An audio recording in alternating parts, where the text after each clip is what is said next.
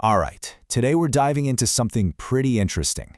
We're looking at why so many future doctors are heading to a place that might surprise you, Kyrgyzstan. So, what's the deal? Let's break down what makes it such a hot spot for medical school. So let me guess, you're dreaming of that world-class medical degree. But, man, that world-class price tag is just a little too steep, right? If you're nodding your head right now, stick around, because this is for you. Okay, so what's the big promise here? Why on earth are thousands of students, a whole lot of them from India, picking this one spot in Central Asia for, one of the toughest degrees you can get? Okay, this chart right here, it basically tells the whole story. On one hand, you've got India, where you're up against the super tough NEET exam, and let's be honest, potentially crazy high fees if you go private. But then you look at Kyrgyzstan, and wow, those two biggest hurdles, gone. No major entrance exam, and the cost is way, way lower. And get this, it's all taught in English and recognized by the big players like the WHO and India's own National Medical Commission. That's a game changer. And listen, this isn't just a handful of people trying something new. We're talking about a serious trend here. The number of Indian students choosing Kyrgyzstan has been jumping by over 21% every single year for the last 5 years. It's not a secret anymore. It's becoming a go-to option. It's pretty clear they've thought about the whole package, not just the books and labs. I mean, sure, you've got recognized degrees and great teachers, but look at the practical stuff. It's a quick flight from Delhi, the cost of living won't break the bank, and they even make sure you can get Indian food. They're really trying to make it as easy as possible for you. All right, so you're sold on the idea. It sounds pretty good, right? But how do you actually get from "I'm interested" to holding an acceptance letter in your hand? Let's walk through that journey. The good news is, the process is actually pretty simple. It's basically a 5-step plan. You start by doing your homework, picking the university that's right for you, then you get your application in. Once that invitation letter comes through, you're on to the visa, and then boom, you're on your way. Now, obviously, you've got to get your paperwork together. This part is super important. You'll see all the usual suspects here, passport, school certificates, that kind of thing. But wait, I want to point something out at the very end there, because it's a big deal. While you get to skip a Kyrgyz entrance exam, if you're an Indian student, you still need to have a valid NEET scorecard to even apply, so don't forget that. Okay, so we've covered the why and the how. Now for the fun part. Let's talk about the reality of it all. What's life really like on campus when you get there?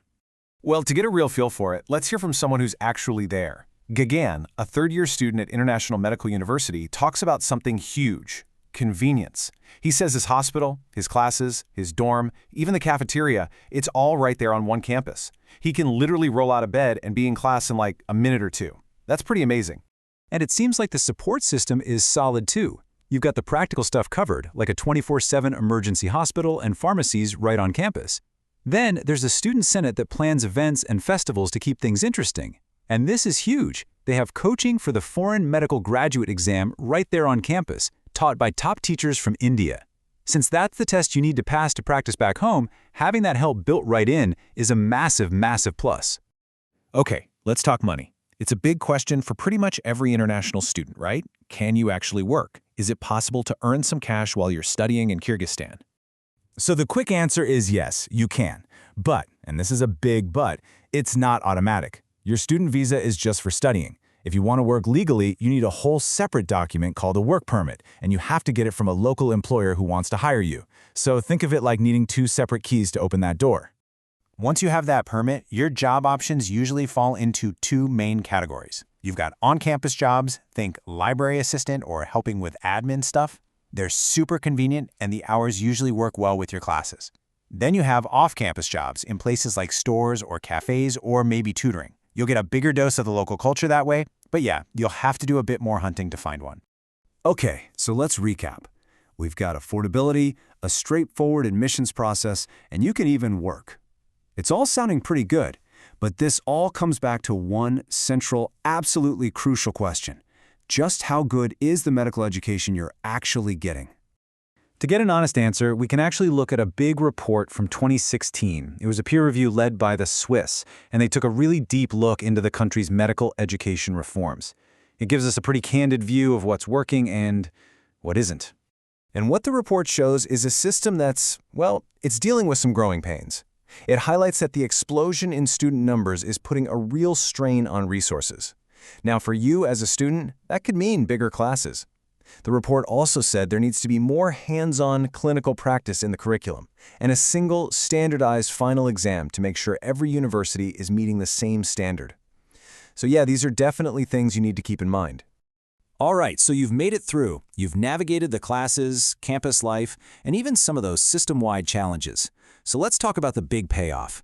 After you graduate, what's next? What does your future look like? Okay, this is probably the most important thing to hear. Your degree is legit. It's recognized by the National Medical Commission of India. That is the essential first step, the golden ticket, really, to building your medical career back home. So what's the game plan? Well, after you finish your 6-year program, you head back to India. But there's one final hurdle. The last gate you have to pass through is the Foreign Medical Graduate Examination, the FMGE. Once you clear that screening test, that's it. You've earned your license to practice.